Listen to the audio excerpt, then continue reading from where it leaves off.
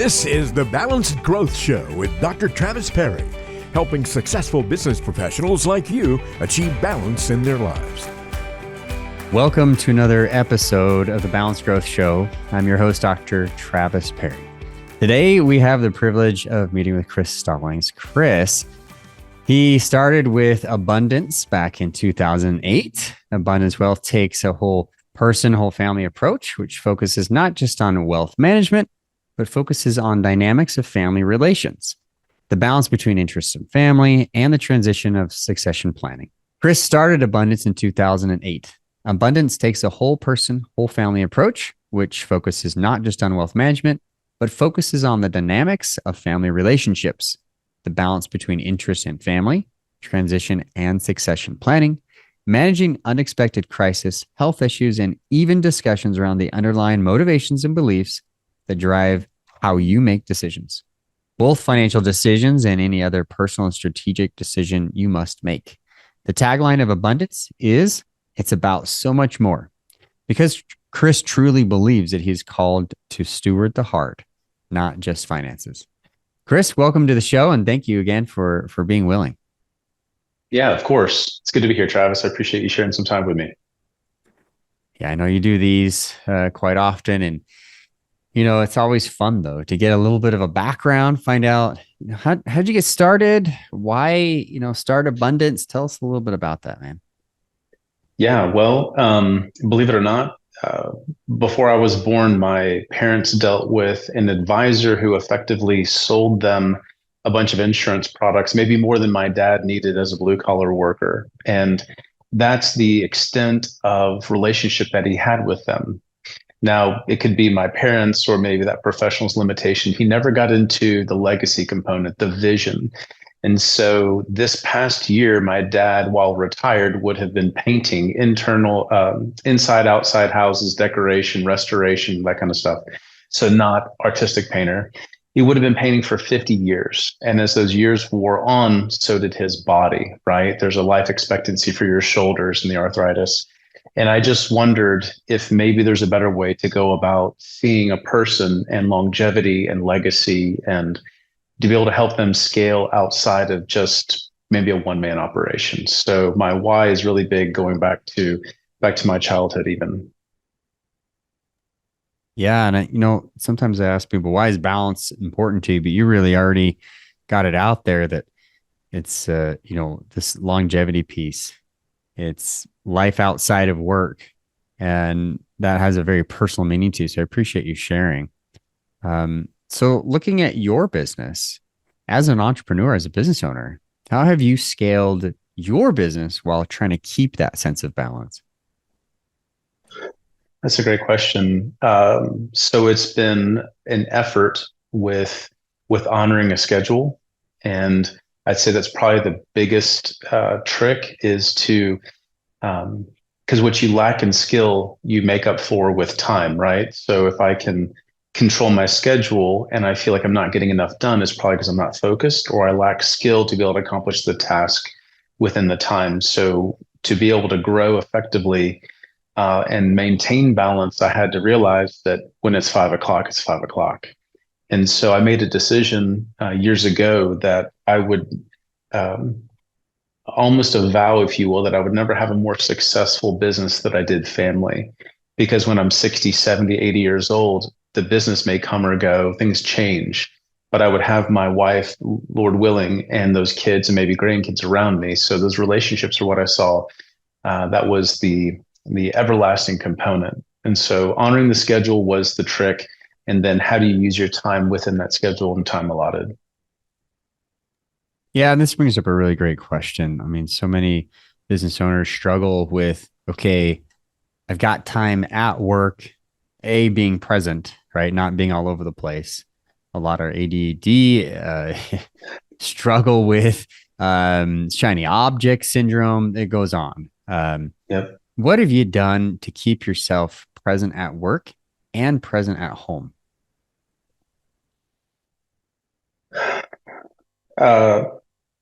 Man, that's a great question. What have I done? Some of it you kind of do organically, and some of it is intentional. So I would say there's also been times where I've botched it, right? There's times where, you take the phone call into the house and you've got kids running up and you realize you're that distracted dad. So I think it's not perfection, it's about progress. And so you set up certain rules, right? Don't get out of the car and go into the house until you've wrapped up that call if you're going to try and take a call on the way home. Um, I would say that it's also a little bit of a mind game, right? So if you can stay present, and kids and your spouse are usually resilient unless they themselves are distracted, right? They'll know, are you asking questions and going through the motions, or are you really engaged? And so I think it's about value and where my values are. And so I just don't want to diminish. If anything, I've had times where I've shortchanged my family by a lack of prioritization, but I've certainly invested more into my family and it envisioned my personal growth and development as a gift to them before a gift to my clients. So it's been a mixed bag, right? But the success has been a gift to see over the last several years. Yeah, I love it. You've got boundaries. You don't take calls when you go in the home. You focus on your values. I mean, there's so much there. I talk about in our book, Achieving Balance, that, we really need boundaries in our lives. We need to have those things that allow us to check ourselves, as you kind of mentioned there. So I love that. Plus, values are what goals are built on. It's what drives us, our internal motivation. So you're right. Like if you don't know what your values are, you don't haven't checked those, what are you working for? What is your family for? Is it just a guilt trip to be home with the fam? Are you really in it? So I love that you mentioned that, as it's so important. As an entrepreneur, as a business owner, what would you say your biggest struggle is with trying to scale your business without losing that sense of balance? Biggest struggle.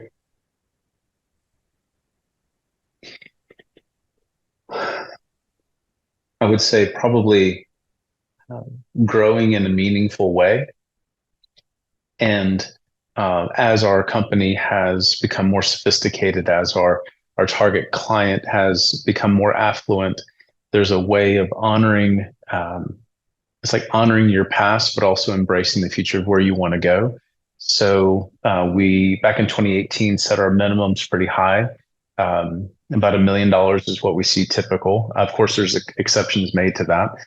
And so a way of growing without neglecting, because I do have relationships that go all the way back to Morgan Stanley back in 2000.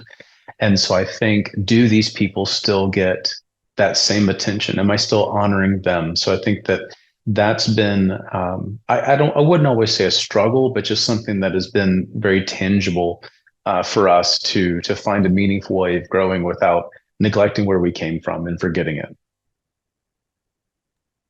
Yeah, really remaining humble through the process, right?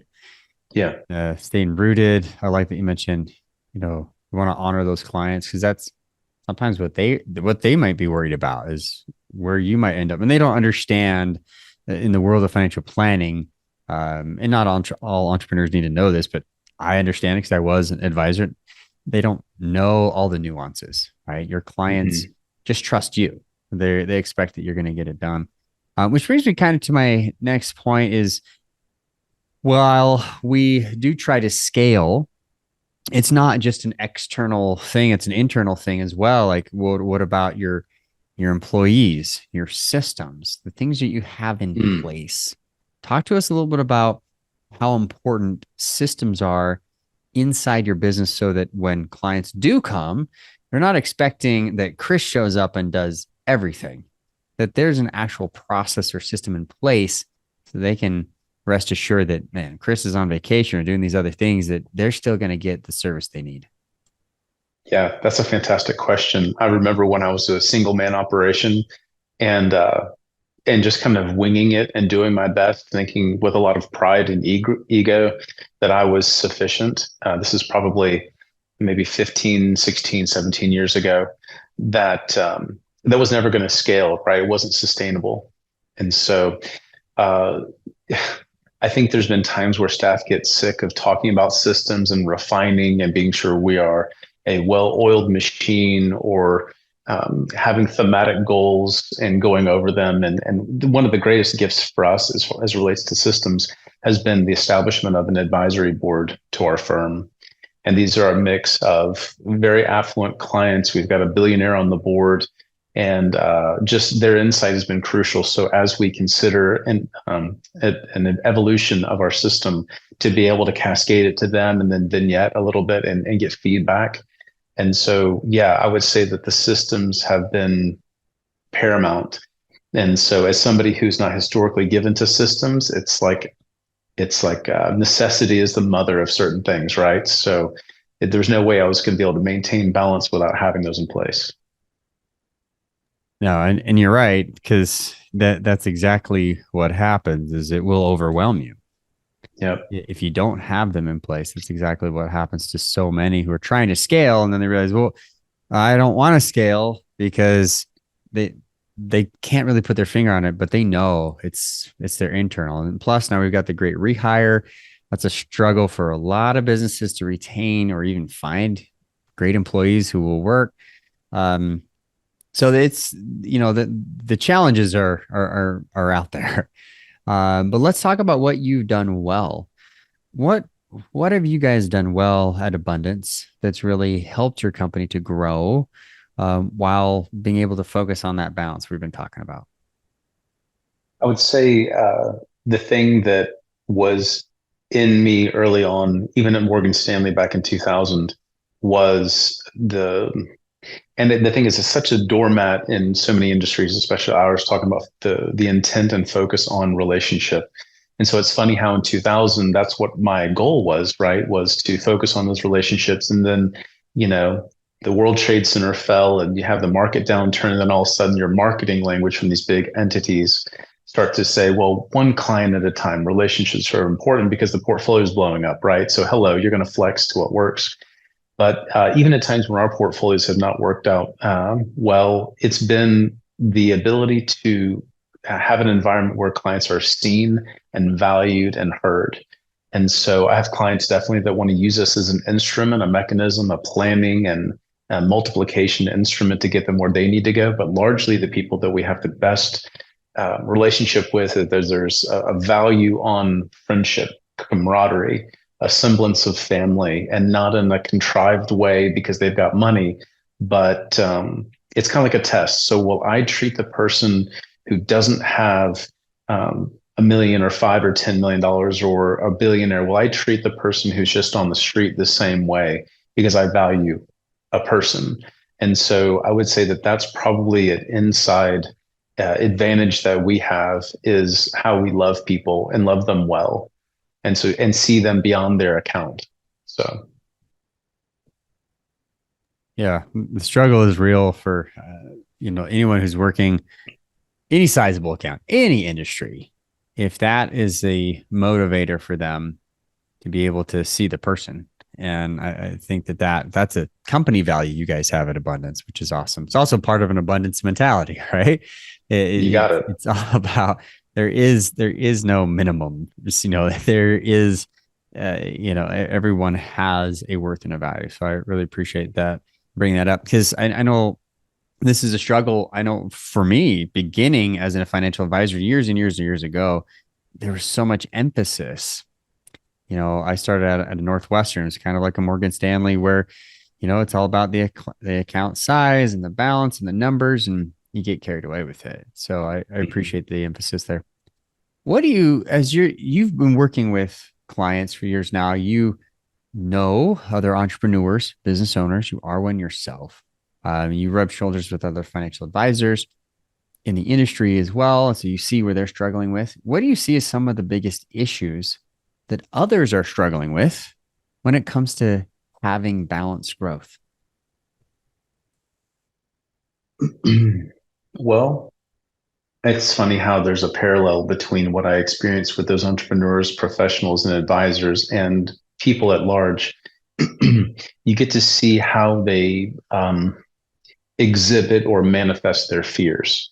So when it comes to advisors, they have an expectation, and sometimes an unmet expectation of who they're supposed to be, There's fears manifesting. They're supposed to be somewhere by a certain age or have achieved something. And I find that that fear-based motivation can get certain results, but that's not necessarily what allows the greatest growth. It's possible, of course, but I see advisors being compelled when they don't know who they are, when they're not settled and rooted in who they truly are. Then let's face it, like other industries, this is one where everyone's got an idea, everyone's got a sales funnel, everyone's got a hook. If you just follow my system, and the thing is, you have to find out what's going to work for you and what's got results. And so I see advisors running after this, and they go to the big conferences for their broker dealer or other events, and they just take in so much information, and yet their implementation is so low. And so they stay mired in the mud because they don't decide and then execute. When we're talking about like the indecision, Mm. might that be an issue with imposter syndrome, with maybe not really thinking subconsciously that you're the same person and that someone's going to somehow find out about you and pull back the Wizard of Oz curtain? Is it just basic fear of failing? Like, what do you think it might be for a lot of business owners?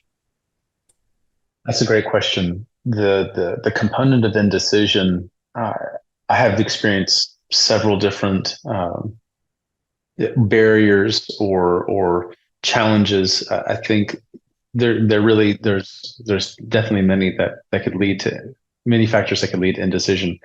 Sometimes that imposter syndrome is one of them. People living an inauthentic lifestyle, right, is harder to scale when you're not being true to yourself. I find that being more of a compulsive truth teller makes for a very soft pillow every night. And so you have much less fallout type conversations. You don't get called to the mat as often. I think another thing is, if you have a history of making promises that you don't deliver on, there's actually a cycle psychologically that you take yourself through of never really keeping your own word. So therefore, your ability to stay committed is errant. It waffles, like you said earlier, Travis. And so for me, indecision tends to be when I feel like I'm going a place that I've never gone before. And oftentimes I need to just gather a little bit more data. And sometimes I'm moving too fast, right? Indecision, you tend to replace productivity for just general busyness. So I think there's several different things that impact indecision for people. It could be fear. It could be, well, candidly, let's go back to balance.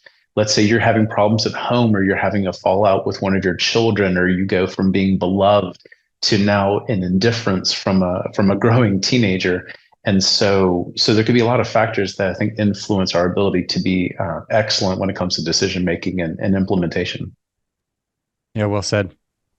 I mean, obviously there can be many different routes where this may arise and come from, and it's a fun topic to discuss. But what advice would you give to other entrepreneurs who are struggling with growth or struggling with balance to kind of keep them, side by side?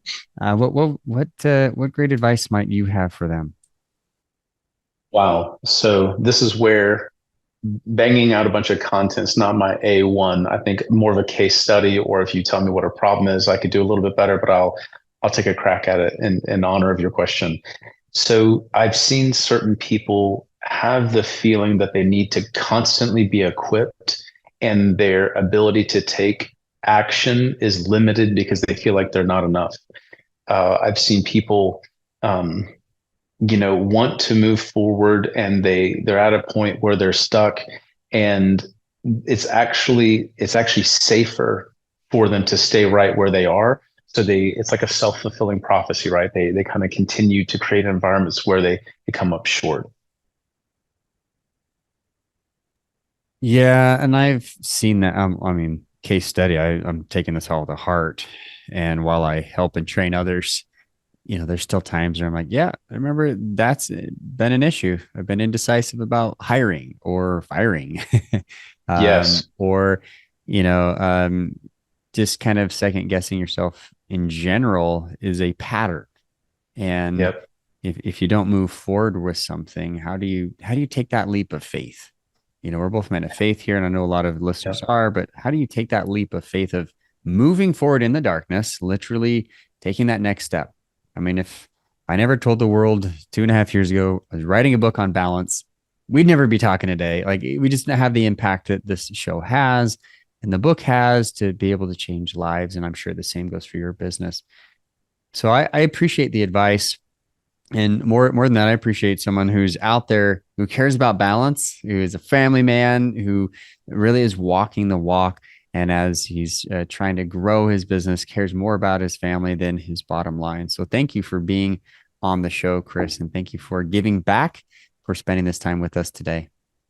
Yeah, it's a pleasure. I appreciate the opportunity. Thanks, Travis. Absolutely.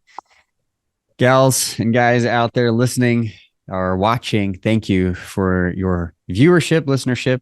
If this resonated with you, please like, share, subscribe, do all the things, and help spread this word so that we can help others with balanced growth. And remember, until next time, remember to live life on purpose.